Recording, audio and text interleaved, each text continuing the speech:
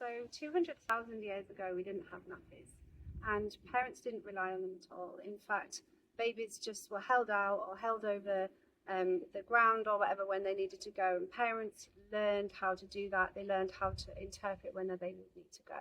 And these days we call that elimination communication, or I tend to prefer the term baby pottying, which is similar. And the idea of nappies at that point, if there was such a thing that you might describe as a nappy, maybe it was some moss or some other natural absorbent material, was only ever used for things like long journeys or when they wouldn't easily be able to hold their baby out or help them go instantly. And therefore, this was where the idea of nappies as a backup came from. And this word backup is really important here, because what they were saying was, we're not using nappies in the way that we do now, but occasionally we will use this or that material as a backup because we will not be able to help them go to the toilet without making a mess, right? So that's where the word backup came from.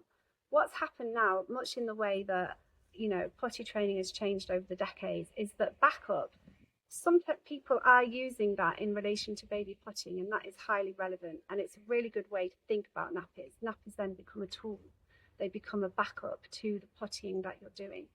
But one of the problematic ways in which we use the word backup is when we're actively trying to help an older toddler stop using nappies. And what we'll do is we'll put them in a pull-up and we'll describe that as a backup.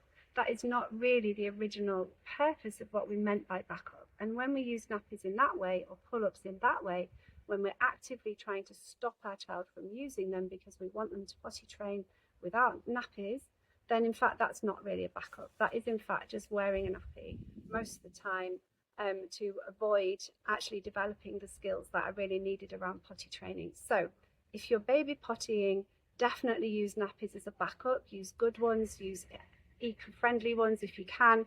If you are actively trying to help your older toddler stop using nappies, then it's not the way to use them. It's not a good idea to try and think of them as backup.